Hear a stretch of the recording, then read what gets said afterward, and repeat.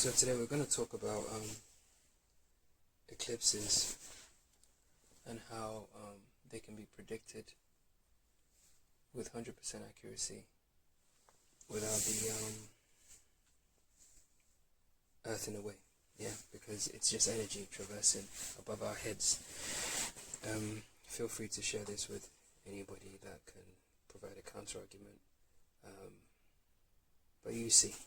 Anyway, so the first image you're seeing on your screen now is of the analemma, which is what happens when you take a picture of the sun at the same time, at the same location, every day for 360 days.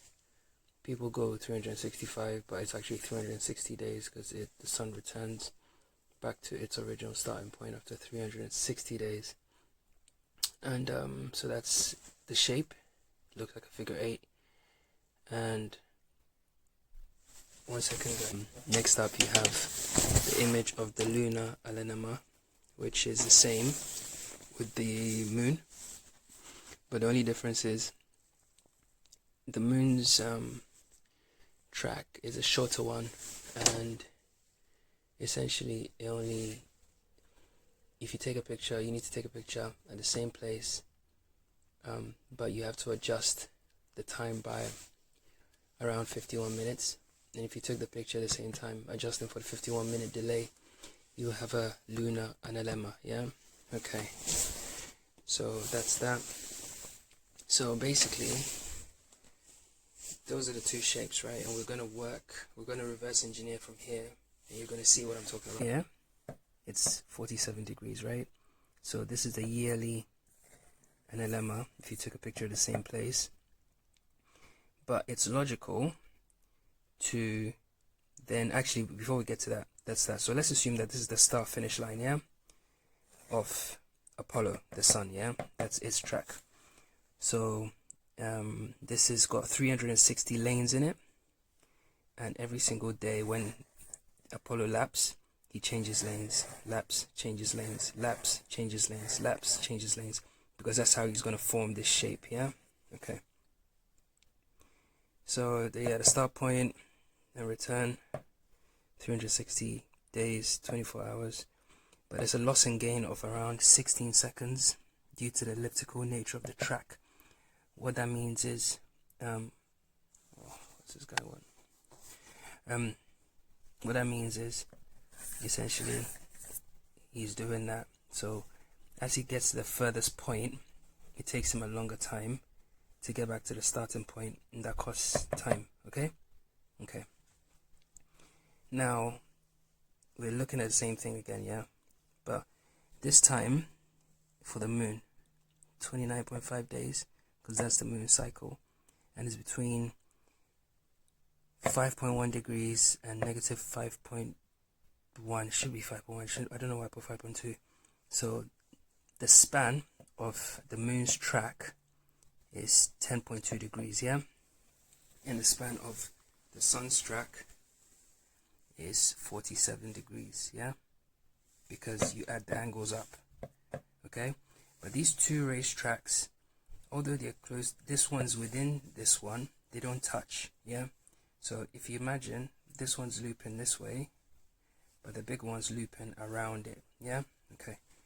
So we're going to visualize a race between two fictional aircraft, yeah, and we're going to call one Apollo, we're going to call the other one Luna, and they are going to have the race from the start finish line, observing the analemma as the kind of like the starting point of the race, because the analemma allows you to have 360 degrees within the ellipse, which is the shape of the racetrack, yeah, okay.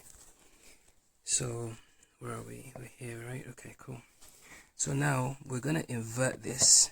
I'm going to stand it on its head so we can look down at the racetrack, right? So if you look at it, that's what it looks like, yeah. This is the race. This is where they're going to start. This is where they're going to finish, but they're going to loop around their respective orbits, yeah. Okay. Apollo's traveling at 1035 miles an hour. Lunar is traveling at 35.25 miles an hour. I'll get to that in a minute. You see what I mean. So this is the start finish line, and this is the 1st of November 2024, which is a new moon. So yeah, starting with the in line effectively. Yeah, okay. So when you come here, this is what this looks like. So you've got the span of 47 degrees, which is Apollo's track, right? And a span of 10.2 degrees, which is Lunar's track. And these are the respective speeds, right? So if you're standing here, and you're observing, you're only going to see half the track. Okay, let me zoom out. You're only going to see half the track because angular resolution, you can't resolve light past a certain point. So you're only going to see half of this. You're going to see your sunrise and your sunset. And you're going to see your moonrise and your moonset, yeah? And then you're going to have eclipses and stuff in the way as well. Anything that happens under here, you can't see. Okay? Okay. Now, we're going to talk about the light dynamics of light cones, right? Which is effectively how light behaves when it's being shone out of a spotlight. Yeah, hold on 1 second. Okay, so if you imagine a torch, the light is traveling in straight lines from here, but it's also traveling in the straight lines from the edges. So you have this sort of like cone-like shape, right? So if you imagine Apollo is shining, yeah, that's the sun, in a straight line on this track, yeah, towards the observer who's here, yeah.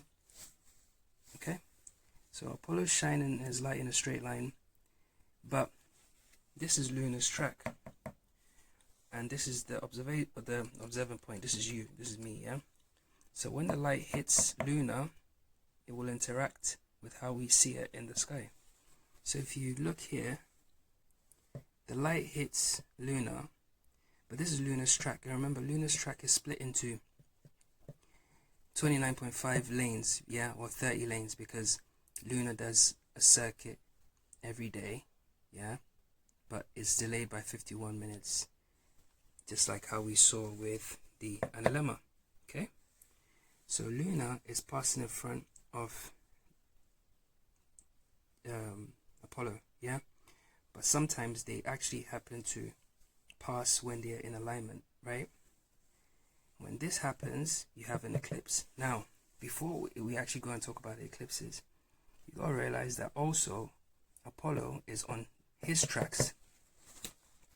He's got 360 lanes that he has to cover in his ellipse, yeah? So if you come here, Apollo's traveling from here all the way to here, or yeah, let's say here and here. This is his sort of like, this is the 47-degree span, yeah? So he can go back or forward, yeah? But at the same time, Luna is also going back and forward within her little kind of like track. Hope this makes sense, yeah? So Luna is changing in size depending on where you're standing, yeah? So if your observation point is here, you see Luna get smaller and bigger, bigger, smaller, yeah? And then when you see the eclipses, it also interacts with how far back the sun is moving. So I'm going to pause now and I'm going to put some images up. So these are the images of the eclipses, and you see the solar eclipse when the moon is in front of the sun, the kind of like annular eclipse, or you know, when the moon is in the sun but the sun is really big and the moon just forms like a little circle, or like a partial eclipse where the moon takes a chunk out of the sun, yeah. Images are there. So basically and then also a lunar eclipse, yeah. So you can see the lunar eclipse, you can see that the full moon gets into a shadow of some sort, yeah. And this is where Neil deGrasse Tyson, let me put the video in. Flat Earth, during a lunar eclipse where the sun casts Earth's shadow on the surface of the moon, you would have some lunar eclipses where the shadow would just be a flat line, and that has never happened. It's always been a curved surface, and the only thing that makes a curved shadow, no matter the angle of the illumination, is a sphere, just so you know. Oh, just a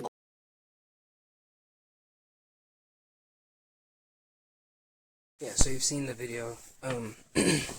So basically, whilst the two are traveling on their tracks, yeah, Luna and Apollo in their tracks, yeah, naturally there'll come points where from the observation point eclipses will happen, but also when it's a full moon, lunar is on the other side, yeah, or luna's here and Apollo is down there, the other side of the track, yeah. So to us it appears they're 180 degrees apart, but to us we can't see the sun, we just see a full moon. But occasionally we have the moon going into some sort of shadow. I maintain that it's the sun's shadow. There's nothing in the way. Okay, so look at this. If this is the sun's ellipse, yeah, that means the sun is shining. This is our OP, yeah. So we're looking at the moon, yeah, and we just see that the moon enters a shadow. But we know that the sun is on the other side, and we know that light is traveling, and light is traveling, is energy, it travels infinitely, yeah. So for all we know, the light is traveling from the sun all the way from down there where we can't resolve, yeah, i.e. here, somewhere down here, or somewhere over there, should I say, because if you imagine the racetrack, it's like, let me pick an example. It's like, hold on, I'm going to draw it out, hold on. So, if you're to look at the full moon once again, this is your observation point, you've got the full moon in the sky, and suddenly you see it entering a shadow. That's all we know, yeah? Science will claim that this is hitting something in the way and causing a shadow. I maintain that because of the way light works, there's nothing actually in the way. Because if you look at this from a bird's eye view, what you have is this. You have, bear with me, the observation point and the moon, yeah? But 180 degrees away is the sun, which is shining light still in straight lines, and the light just goes on forever. But remember, we can't resolve light past a certain point.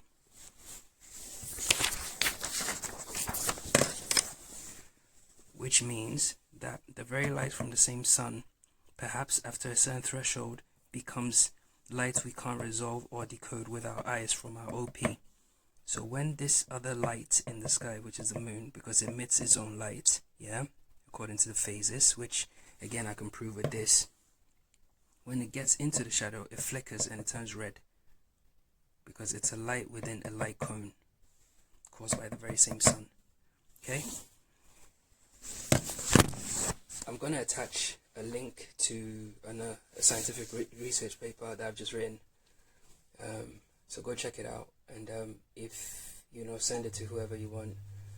Feel free, critique it, and yeah, let's see if we can actually have some engaging conversations to actually get a bit closer to what's real, because I maintain that we are on something similar to this, and the sun and moon just traversing above our heads, because we know that we're not moving because seismographs, okay? And we also know that we're not moving because of the simple fact that when you travel from London, where's London? London to LA, LA to London, yeah, the flight shouldn't make sense, because if this is moving, then how comes you should never be able to get to your destination? Because if it's moving, or I should be able to hover a helicopter from London, as long as I'm applying the energy, I should stay still for 2 hours or 3 hours and I should appear somewhere in Europe. It doesn't happen. So we know that this is not moving, but we do know that the thing above our heads is moving, and that's what this is. So yeah, first Polaris, now the sun and moon. So yeah, read my paper, let me know what you think. Yeah, one final thing about the lunar eclipse. Because the sun is 180 degrees from the moon, and the moon approaches the sun, the shadow from wherever it is on this trajectory, yeah? So this is the moon's trajectory, imagine. And the moon might approach and get into the shadow, yeah? From our observation point, looking out this way, we will just see the moon darken, and then the darkness will leave it, yeah, because the sun is also traveling still. So this light cone is moving, this spotlight is moving in this direction, yeah. So even though this the moon is moving, they're moving at two different speeds, and you also got to bear in mind the distance, yeah? So there are three possibilities. I contend that there's nothing in the way because the light traveling from the sun, once it gets past a certain point, we can't discern it, yeah? That's why we don't see daytime and night, yeah? So the light is traveling from here, but it doesn't stop. It's still light, but we just can't discern it after this point. So it still lands on the other side, if you like, of our wall of reality, yeah? Casting a shadow, which the moon goes into. That's one possibility. Or these light rays themselves, because they travel straight lines, they might be traveling this way and invert themselves, creating a light cone, which might create a shadow, yeah, some inverted thing that the moon will go into, causing this, because that's what we observe, yeah? And the third option is the shadow of the sun via the membrane of the vanishing point. So this thing, yeah, maybe the sun hits it, the vanishing point, maybe it's a membrane, sun hits it, carves out a perfect shadow of itself, which then reflects on the other side of the wall of night, if you like, the reality, casting a shadow which the moon goes into. All those three you can't take off the table, and they definitely make more sense and they check out mathematically and logically than having the moon here whilst it's revolving, or the earth here and revolving, and all that stupid shit. I know I rushed through the explanation for the lunar eclipses and stuff, so I'm going to explain a little bit of the logic and add it onto here so you can see. Anyway, so where are we? So logic point number one, from your observation point, what you see is you see the moon rise and fall, you see the sun rise and fall. This is their vanishing point, yeah? You can't see beyond this line.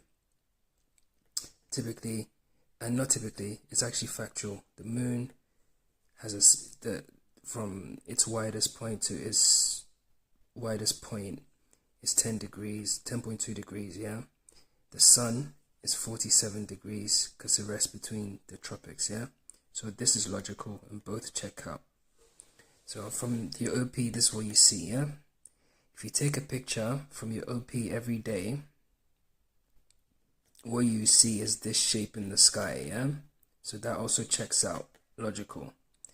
Now, if I say I'm going to choose this point that you took the picture of, a picture every day for a year, whatever, as a starting point, it makes sense because the moon also does this in 29.5 days.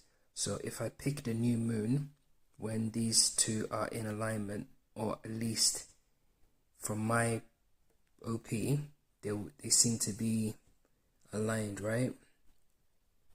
So then it's a good starting point. It will be, if I cut this in half, that will be a starting point I can pick for both to run the cycle, yeah? Okay, that checks out too. So if I split the analemma, this, into two, and I create 360 lanes, because the sun, as it travels, each lap, it joins the other lane and vice versa, which is what creates this. I split the moon's one into 29.5, which creates the phases. There's another way of calculating it actually, but I'm just yeah, for simplicity's sake. So that's that, okay? So that also checks out. From a bird's eye view, what you see is slightly inverted, this, but it's almost like this track, lunar track, is within the wider track, something like this, yeah? If you're looking, top down. The speed of Apollo, or the sun, is 1035 miles per hour, and Luna is 35.25 miles per hour. I know it sounds crazy considering they've been telling you they're traveling a quadrillion miles an hour. It's not true. This is simple. What you have to do, you look here, you look at the trajectory, you look at, okay, right, the moon, this is its span, and it runs its cycles, you time it, and you realize that, okay, it's got a delay of 51.28 minutes, right, to return back to its previous position. If you adjust that for the span and you place an object in that loop, you will get this speed. If you do the same for the sun, you get this speed, because what you say is, okay, you've got 47 degrees, an object that's traveling, you know, from this point to that point, yeah, let's say, or doing a lap on itself, yeah, takes 24 hours, yeah, and then over the course of the year, you lose 16 seconds and gain 16 seconds whilst you're doing this loop, yeah, okay. So whilst it's doing that loop, you calculate and adjust for the span, you get 1000.35 miles per hour. That's the actual speeds, bro. Okay, so we've done a bird's eye view, blah, blah, blah, blah. Okay, cool. So that places us here. So from your observation point, we all know about angular resolution. If you don't know, why don't you know? You know that your vision drops off because you can't resolve everything. Your vision doesn't go on infinitely because you're in a simulation and it's all encompassing, so you can't see forever. Although what's actually happening is the moon and the sun on their trajectories are in the same field of view, yeah, but just separated by this point that we can't see past. That's why when you see a plane come in, you see it traveling this, you see it climbing up the sky this way, but in essence, this is what it's doing. It's no different from what the sun and the moon are doing. Okay? So your eclipses are formed from this, your sun phases, everything is from this cycle here. Yeah, check out my paper, man, and if you can disprove it, I'm happy for us to have a conversation, but yeah, I don't think you'll be able to anyway.